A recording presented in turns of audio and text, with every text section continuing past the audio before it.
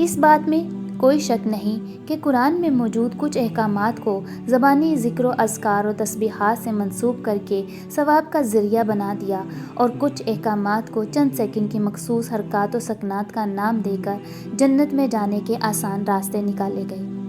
ایسے ہی قرآن کا ایک اہم حکم سجدہ بھی ہے، جس کو مخصوص جسمانی حرکت کا نام دیا گیا۔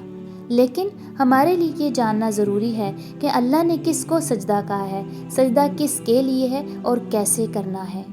اللہ تعالیٰ فرماتے ہیں اولم یرو، کیا تم نے غور نہیں کیا کہ سجدہ تو انتہائی عاجزی کے ساتھ اللہ کے حکم پر سر تسلیم خم کرنے کا نام ہے۔ اولم یرو الی ما خلق اللہ من شیء یتفیأ ظلالہ عن الیمین والشمائل سجدا للہ وہم داخرون۔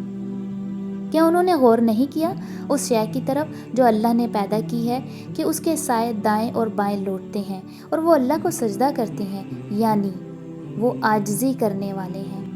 پھر اللہ تعالیٰ اگلی آیت میں فرماتے ہیں کہ ذرا غور تو کرو، سجدہ اس رب کے سامنے تکبر نہ کرنے کا نام ہے۔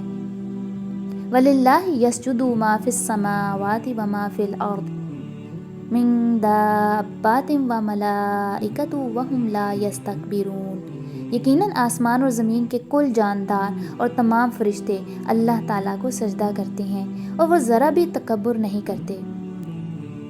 پھر اللہ نے یہاں پہ بات ختم نہیں کی۔ جس کو ذرا سا بھی شک ہے کہ سجدہ مخصوص جسمانی حرکت کا نام ہے، اس کا شک اگلی ہی آیت میں اللہ نے ان الفاظ میں دور کر دیا، یخافون ربہم من فوقہم ویفعلون ما یؤمرون۔ وہ اپنے اوپر بالادست قوت اپنے رب سے ڈرتے رہتے ہیں اور وہ وہی کام کرتے ہیں جو انہیں حکم دیا جاتا ہے۔ تو سجدہ نام ہے یفعلون ما یؤمرون، یعنی جو حکم دیا جائے اس کی تعمیل کرو۔ ان آیات میں خاص صفات کا حامل کائناتی سجدہ کیا انسانی جسمانی سجدے میں نظر آتا ہے؟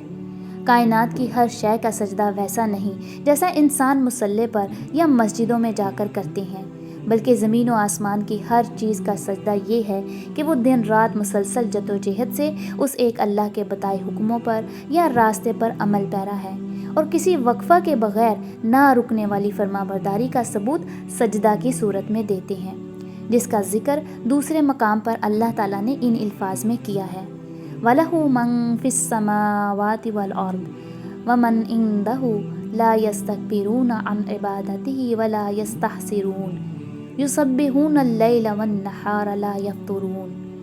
اور اسی کے لیے ہے جو کچھ بھی سماوات اور ارض میں ہے، اس کے لیے کام کر رہا ہے، اور جو بھی اس کے ہاں ہے وہ اس کی عبادت نوکری کرنے سے تکبر نہیں کرتے، اور نہ ہی وہ تھکتے ہیں، اور وہ دن رات مسلسل جدوجہد کرتے اور سستی نہیں کرتے ہیں۔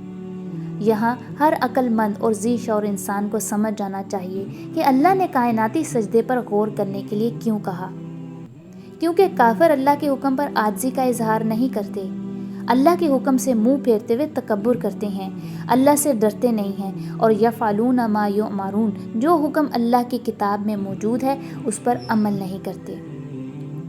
اور ان سب خامیوں کو اللہ نے لا یسجدون کہہ کر ایک لفظ میں سما دیا۔